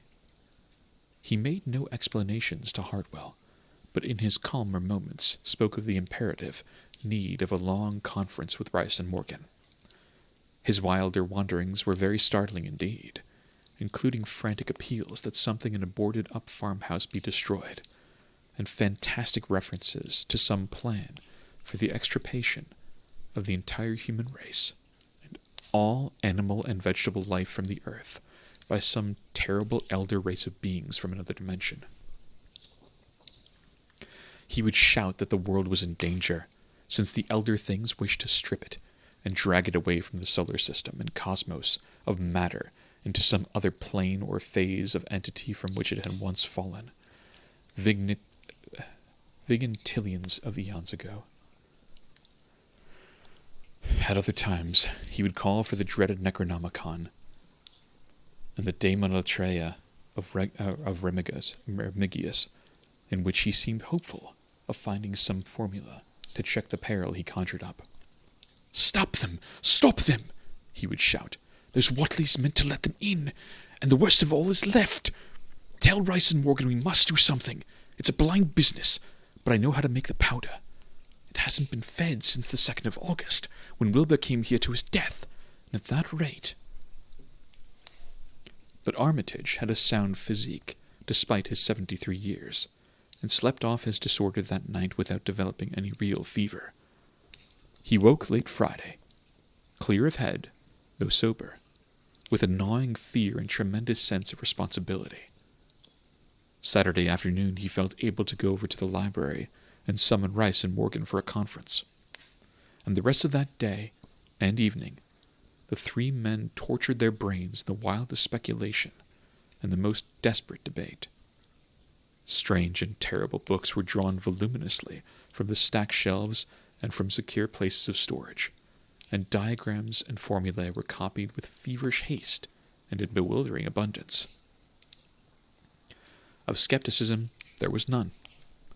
All three had seen the body of Wilbur Whatley as it lay on the floor in a room of that very building, and after that not one of them could feel even slightly inclined to treat the diary as a madman's raving. Opinions were divided as to notifying the Massachusetts State Police, and the negative finally won. There were things involved which simply could not be believed by those who had not seen a sample, as indeed was made clear during certain subsequent investigations. Late at night, the conference disbanded without having developed a definite plan, but all day Sunday, Armitage was busy comparing formulae and mixing chemicals obtained from the college laboratory. The more he reflected on the hellish diary, the more he was inclined to doubt the efficacy of any material agent in stamping out the entity which Wilbur Whatley had left behind him, the earth-threatening entity which, unknown to him, was to burst forth in a few hours and become the memorable Dunwich Horror. Monday was a repetition of Sunday, with Dr. Armitage, for the task in hand, required an infinity of research and experiment. Further consultations of the monstrous diary brought about various changes of plan, and he knew that even in the end, a large amount of uncertainty must remain. By Tuesday, he had a definite line of action mapped out, and believed he would try a trip to Dunwich within a week. Then, on Wednesday, the great shock came.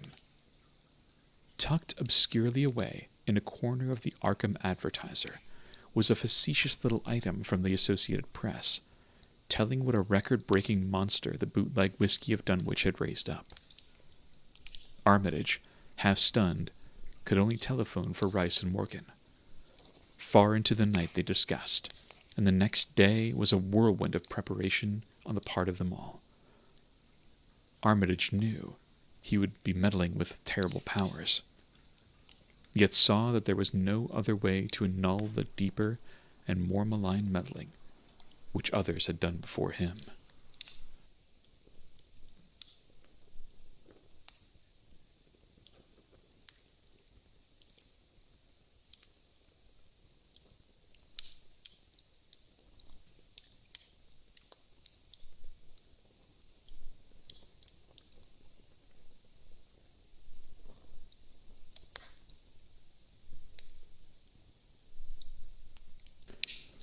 Chapter 9. Friday morning, Armitage, Rice, and Morgan set out by motor for Dunwich, arriving at the village about 1 in the afternoon. The day was pleasant, but even in the brightest sunlight, a kind of quiet dread and portent seemed to hover about the strangely domed hills and the deep, shadowy ravines of the stricken region.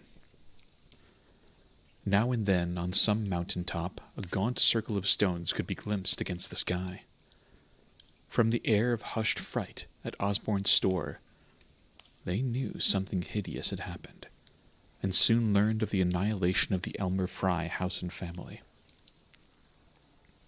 Throughout that afternoon, they rode around Dunwich, questioning the natives concerning all that had occurred, and seeing for themselves with rising pangs of horror the drear Fry ruins with their lingering traces of the tarry stickiness, the blasphemous tracks in the Fry yard, the wounded Seth Bishop cattle, and the enormous swaths of disturbed vegetation in various places. The trail up and down Sentinel Hill seemed to Armitage of almost cataclysmic significance, and he looked long at the sinister, altar-like stone on the summit. At length, the visitors, apprised of a party of state police, which had come from Aylesbury that morning in response to the first telephone reports of the Fry tragedy, decided to seek out the officers and compare notes as far as practicable. This, however, they found more easily planned than performed, since no sign of the party could be found in any direction. There had been 5 of them in a car, but now the car stood empty near the ruins of the Fry yard. The natives, all of whom had talked with the policeman, seemed at first as perplexed as Armitage and his companions. Then old Sam Hutchins thought of something and turned pale, nudging Fred Farr and pointing to the dank, deep hollow that yawned close by. God, I told them not to go down into that glen, and I never thought nobody'd do it with them tracks and that smell and the whippoorwills a-screeching down there in the dark noonday. A cold shudder ran through natives and visitors alike, and every ear seemed strained in a kind of instinctive, unconscious listening.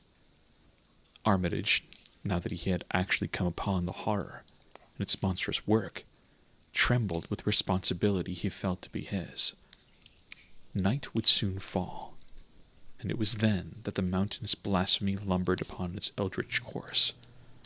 Negotium perambulans in tenebris. The old librarian rehearsed the formulae he had memorized, and clutched the paper containing the alternatives, ones he had not memorized. He saw that his electric flashlight was in working order. Rice, beside him, took from a valise a metal sprayer of the sort used in combating insects, whilst Morgan uncased the big game rifle, on which he relied despite his colleagues' warnings that no material weapon would be of help. Armitage, having read the hideous diary, knew painfully well what kind of manifestation to expect, but he did not add to the fright of the Dunwich people by giving any hints or clues. He hoped that it might be conquered without any revelation to the world of the monstrous thing it had escaped. As the shadows gathered, the natives commenced to disperse homeward, anxious to bar themselves indoors, despite the present evidence that all human locks and bolts were useless before a force that could bend trees and crush houses when it chose. They shook their heads at the visitors' plan to stand guard at the Fry ruins near the glen, and as they left, had little expectancy of ever seeing the watchers again. There were rumblings under the hills that night, and the whippoorwills piped threateningly. Once in a while a wind, sweeping out of the cold spring glen, would bring a touch of ineffable fetor to the heavy night air. Such a fetor as all 3 of the watchers had smelled once before, when they stood above a dying thing that had passed for 15 years and a half as a human being. But the looked-for terror did not appear. Whatever was down there in the glen was biding its time, and Armitage had told his colleagues about it. It would be suicidal to try to attack it in the dark. Morning came wanly, and the night sounds ceased. It was a grey, bleak day, with now and then a drizzle of rain, and heavier clouds seemed to be piling themselves up beyond the hills to the northwest. The men from Arkham were undecided what to do. Seeking shelter from the increasing rainfall beneath one of the few undestroyed Fry outbuildings, they debated the wisdom of waiting, or of taking the aggressive and going down into the glen in quest of their nameless, monstrous quarry. The downpour waxed in heaviness, and the distant peals of thunder sounded from far horizons. Sheet lightning shimmered, and then a forky bolt flashed near at hand, as if descending into the accursed glen itself. The sky grew very dark, and the watchers hoped that the storm would prove a short, sharp one, followed by clear weather. It was still gruesomely dark when, not much over an hour later, a confused babble of voices sounded down the road. Another moment brought to view a frightened group of more than a dozen men, running, shouting, and even whimpering hysterically. Someone in the lead began sobbing out words, and the Arkham men started violently, when those words developed a coherent form. "Eh, my God," the voice choked out. "It's going again, and this time by day. It's out in the movement this very minute, and only the Lord knows when it'll be on us all." The speaker panted in silence, but another took up his message.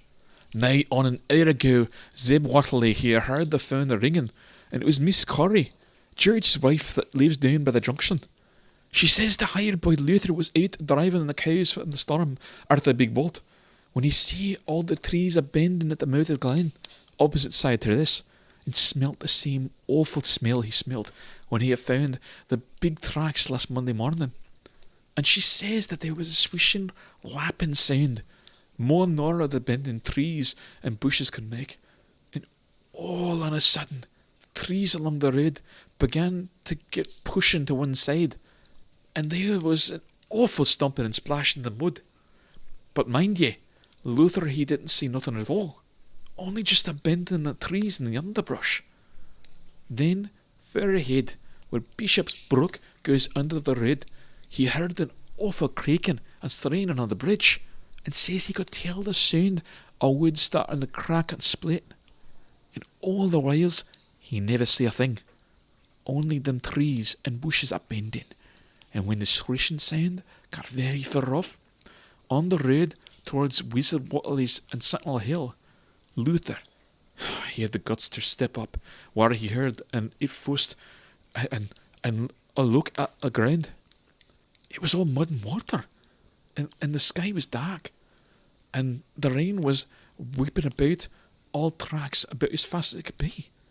But beginning at the glen mouth, where the trees been moved, there was still some of them awful prints, big as barrel, like he seen Monday.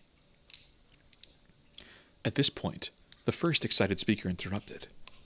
"But that ain't the trouble, nay. That was only the start. Zeb here was calling folks up, and everybody was a-listening in when a call from Seth Bishop's cut in. His housekeeper, Sally, was carrying on a fit to kill. She just seed the trees a-bending beside the road, and says there was a kind of a mushy sound, like an elephant puffing and treading, a-heading for her house. Then she up and spoke sudden of a fearful smell, and says her boy Chansey was a-screaming as how it was just like what he smelt up in the Watley ruins Monday morning, and the dogs was all barking and whining awful. And then she let out a terrible yell, and says the shed down the road had just caved in like the storm had blowed it over, only the wind wasn't strong enough to do that.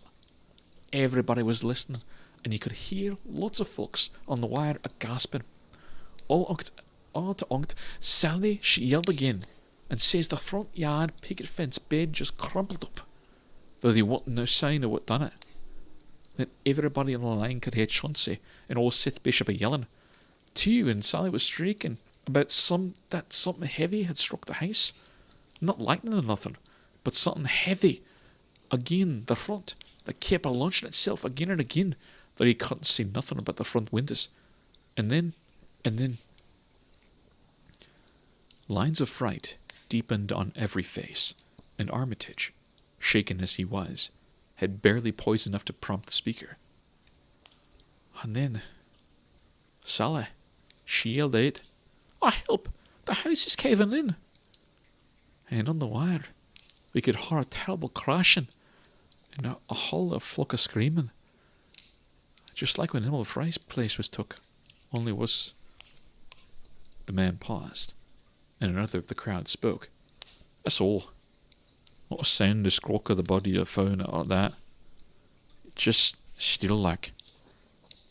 We either heard it, got out the fords and wagons, and rounded up as many able-bodied menfolk as we could get at Cardy's place, and come up here to see what she thought it best do. No, but I think it's a large judgment for our inquiries, iniquities, that no mortal kin ever set aside."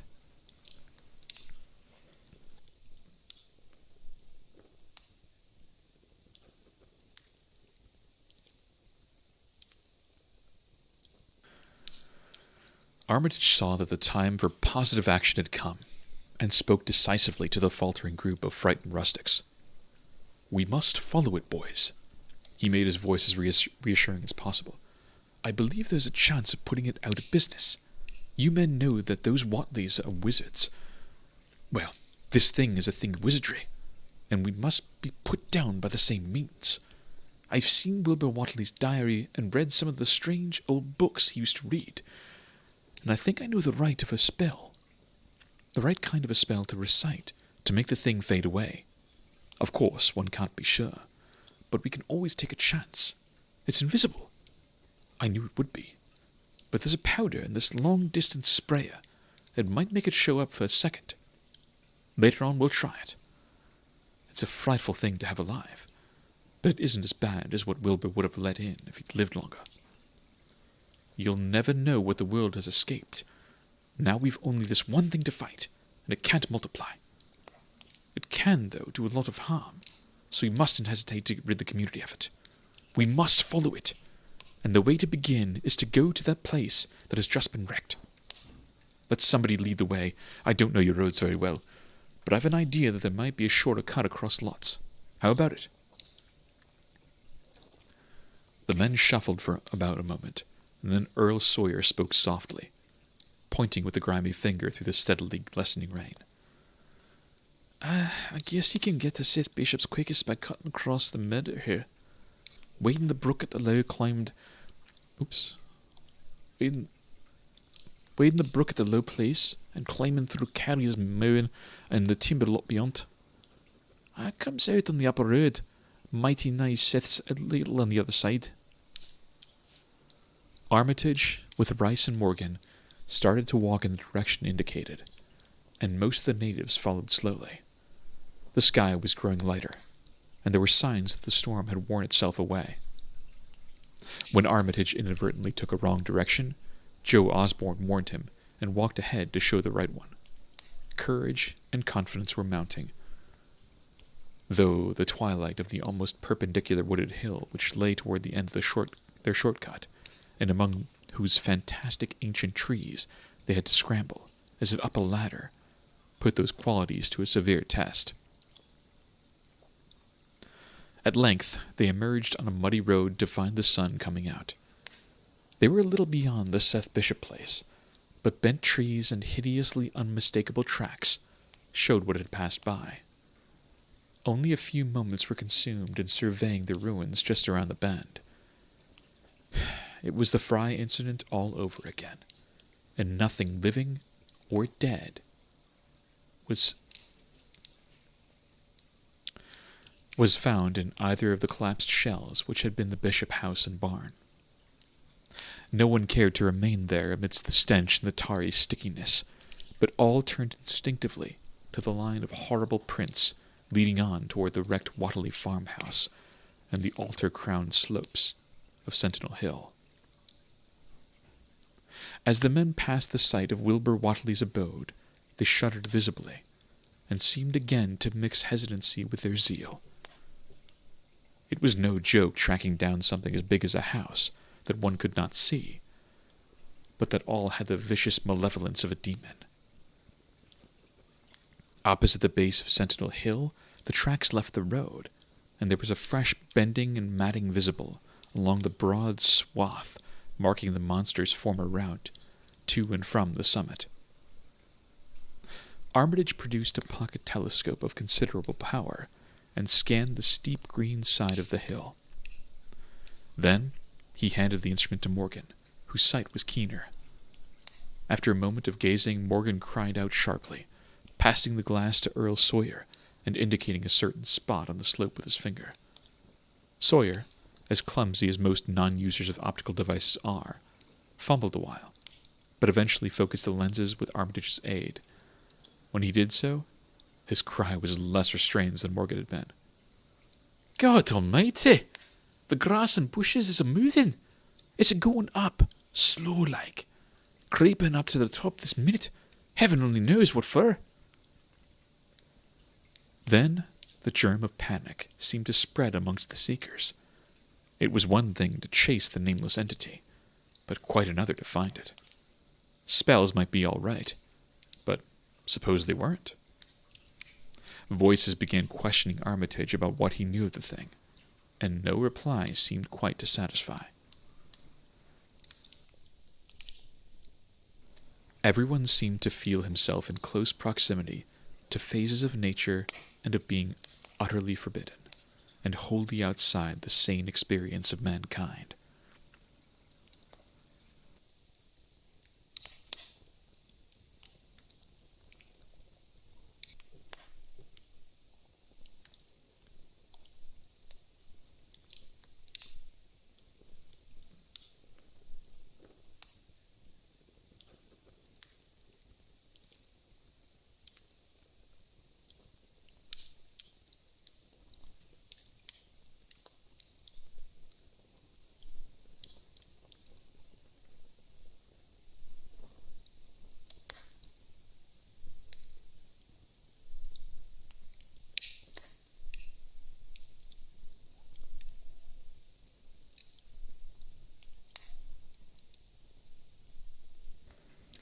Chapter 10. In the end, the three men from Arkham, old, white-bearded Dr. Armitage, stocky, iron-gray Professor Rice, and lean, youngish Dr. Morgan, ascended the mountain alone. After much patient instruction regarding its focusing and use, they left the telescope with the frightened group that remained on the road, and, as they climbed, they were watched closely by those amongst whom the glass was passed around. It was hard going, and Armitage had to be helped more than once. High above the toiling group, the great swath trembled, as its hellish marker repassed with snail-like deliberateness. Then it was obvious that the pursuers were gaining.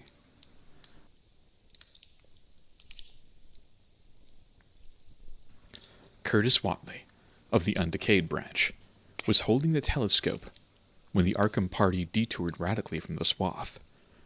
He told the crowd that the men were evidently trying to get to a subordinate peak, which overlooked the swath at a point considerably ahead of where the shrubbery was now bending.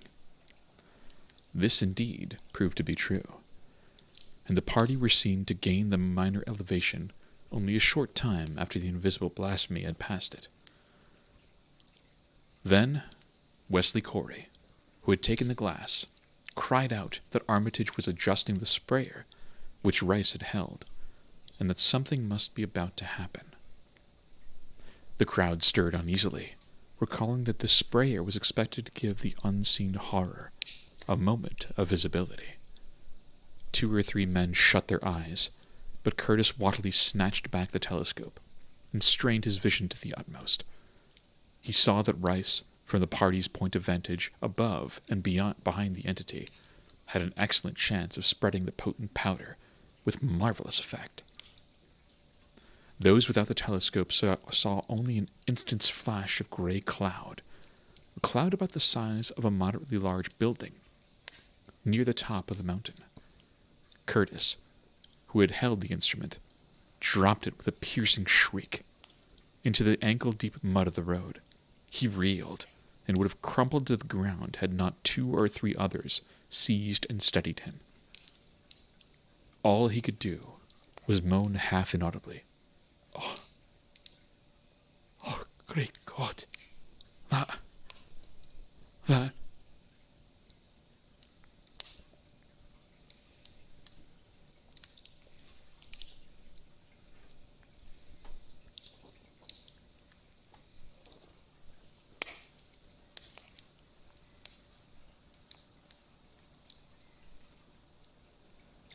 There was a pandemonium of questioning, and only Henry Wheeler thought to rescue the fallen telescope and wipe it clean of mud.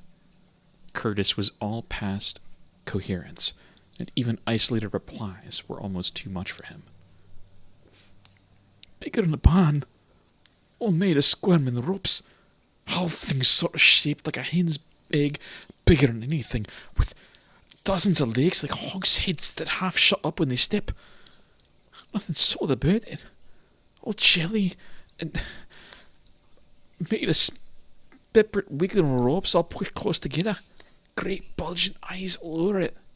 10 or 20 mouths, or trunks are sticking out, all sides. Biggest wolf pipes, and all tossing and opening and shutting, all grey with kind of blue or purple rings. And God in heaven, that half face on top.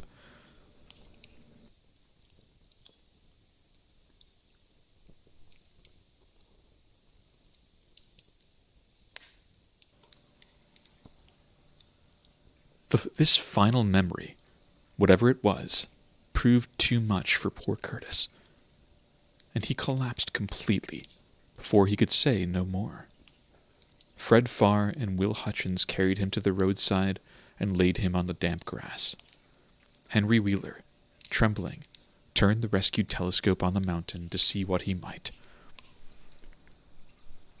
Through the lenses were discernible 3 tiny figures, apparently running toward the summit as fast as the steep incline allowed. Only these, nothing more. Then everyone noticed a strangely unseasonable noise in the deep valley behind, and even the underbrush of Sentinel Hill itself. It was the piping of unnumbered whippoorwills, and in their shrill chorus there seemed to lurk a note of tense and evil expectancy. Earl Sawyer now took the telescope and reported the 3 figures as standing on the topmost ridge, virtually level with the altar stone, but at a considerable distance from it. One figure, he said, seemed to be raising its hands above its head at rhythmic intervals, and as Sawyer mentioned the circumstance, the crowd seemed to hear a faint, half-musical sound from the distance, as if a loud chant were accompanying the gestures. The weird silhouette on that remote peak must have been a spectacle of infinite grotesqueness and impressiveness, but no observer was in a mood for aesthetic appreciation. "I guess he's saying the spell," whispered Wheeler as he snatched back the telescope. The whippoorwills were piping wildly, and in a singularly curious irregular rhythm, quite unlike that of the visible ritual. Suddenly, the sunshine seemed to lessen without the intervention of any discernible cloud. It was a very peculiar phenomenon, and was plainly marked by all. A rumbling sound seemed brewing beneath the hills, mixed strangely with a concordant rumbling which clearly came from the sky. Lightning flashed aloft, and the wondering crowd looked in vain for the portents of the storm. The chanting of the men from Arkham now became unmistakable, and Wheeler saw through the glass that they were all raising their arms in the rhythmic incantation. From some farmhouse far away came the frantic barking of dogs. The change in the quality of the daylight increased, and the crowd gazed about the horizon in wonder. A purplish darkness, born of nothing more than a spectral deepening of the sky's blue, pressed down upon the rumbling hills. Then the lightning flashed again, somewhat brighter than before, and the crowd fancied that it showed a certain mistiness around the altar stone on the distant height. No one, however, had been using the telescope at that instant. The whippoorwills continued their regular pulsation, and the men of Dunwich braced themselves tensely against some imponderable menace with which the atmosphere seemed supercharged. Without warning came those deep, cracked, raucous vocal sounds which will never leave the memory of the stricken group who heard them. Not from any human throat were they born, for the organs of man can yield no such acoustic perversions. Rather, one would have said they came from the pit itself, had not their source been so unmistakably the altar stone on the peak. It is almost erroneous to call them sounds at all, since so much of their ghastly infra-bass timbre spoke to the dim seats of consciousness and terror far subtler than the ear. Yet one must do so, since their form was indisputably, though vaguely, that of half-articulate words. They were loud as the rumblings and the thunder above which they echoed. Yet did they come from no visible being. And because imagination might suggest a conjectural source in the world of non-visible beings, the huddled crowd at the mountain's base huddled still closer, and winced, as if in expectation of a blow. Ignaye, tefitna, yogsathoth, rang the hideous croaking out of space. Ibinthk, ye, inkerlich. The speaking impulse seemed to falter here, as if some frightful psychic struggle were going on. Henry Wheeler strained his eye at the telescope, but only saw the 3 grotesquely silhouetted human figures on the peak, all moving their arms furiously in strange gestures as their incantation drew near its culmination. From what black wells of acronic fear or feeling, from what unplumbed gulfs of extra-cosmic consciousness or obscure, long-latent heredity were those half-articulate thunder-croakings drawn?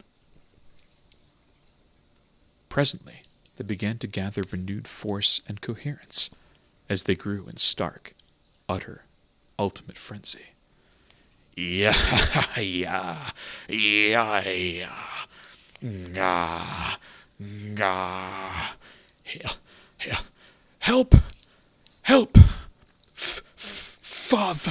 father, Yog-Sothoth. But that was all. The pallid group on the road, still reeling at the indisputably English syllables that had poured thickly and thunderously down from the frantic vacancy beside that shocking altar stone, were never to hear such syllables again. Instead, they jumped violently at the terrific report which seemed to rend the hills, the deafening cataclysmic peal whose source, be it inner earth or sky, no hearer was ever able to place. A single lightning bolt shot from the purple zenith to the altar stone, and a great tidal wave of viewless force, an indescribable stench, swept down from the hill to all the countryside. Trees, grass, and underbrush were whipped into a fury, and the frightened crowd at the mountain's base, weakened by the lethal fetter that seemed to asphyxiate them, were almost hurled off their feet. Dogs howled from the distance, green grass and foliage wilted to a curious, sickly yellow-gray, and over field and forest were scattered the bodies of dead whippoorwills. The stench left quickly, but the vegetation never came right again. To this day, there was something queer and unholy about the growths on and around that fearsome hill. Curtis Watley was only just regaining consciousness when the Arkham men came slowly down the mountain in the beams of a sunlight once more brilliant and untainted. They were grave and quiet, and seemed shaken by memories and reflections even more terrible than those which had reduced the group of natives to a state of cowed quivering. In reply to a jumble of questions, they only shook their heads and reaffirmed one vital fact. "The thing has gone forever," Armitage said. "It has been split up into what was originally made of, and can never exist again. It was an impossibility in a normal world. Only the least fraction was really matter in any sense we know. It was like its father, and most of it has gone back to him in some vague realm or dimension outside our material universe. Some vague abyss out of which only the most accursed rites of human blasphemy could have ever called him for a moment on the hills." There was a brief silence, and in that pause, the scattered senses of poor Curtis Whatley began to knit back to a sort of continuity, so that he put his hands to his head with a moan. Memory seemed to pick itself up where it had left off, and the horror of the sight that had prostrated him burst in upon him again. Oh my God, that half face! That half face atop it! That face with the red eyes and crinkly albino hair, and no chin, like the Whatley's.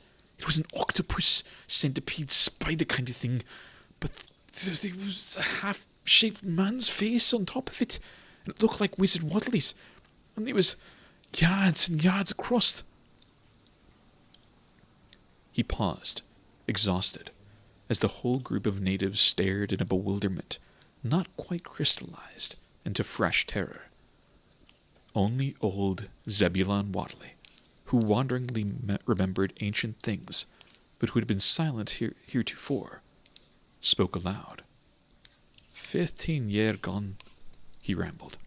I heard old Whatley say how some day we'd hear a child of Lavini's a-calling its father's name on top of Sentinel Hill. But Joe Osborne interrupted him, to question the Arkham men anew. What was it anyhow, and how did young Wizard Whatley call it out of the era it came from? Armitage chose his words carefully. It was mostly a kind of force that doesn't belong in our part of space. A kind of force that acts and grows and shapes itself by other laws than those of our sort of nature. We have no business calling it such things from outside, and only very wicked people and very wicked cults ever tried to. There was some of it in Wilbur Whatley himself, enough to make a devil and a precocious monster of him, and to make his passing out a pretty terrible sight. I'm going to burn his accursed diary, and if you men are wise, you'll dynamite that altar stone up there and pull down all the rings of standing stones on the other hills. Things like that brought down the beings those Whatleys were so fond of. The beings they were going to let intangibly to wipe out the human race and drag the earth off to some nameless place for some nameless purpose. But as to this thing we've just sent back, the Whatleys raised it for a terrible part in the doings that they were to come. It grew fast and big from the same reason that Wilbur grew fast and big, but it beat him because it had a greater share of the outsideness in it. You needn't ask how Wilbur called it out of the air. He didn't call it out. It was his twin brother, but it looked more like the father than he did. This is the end of the Dunwich Horror.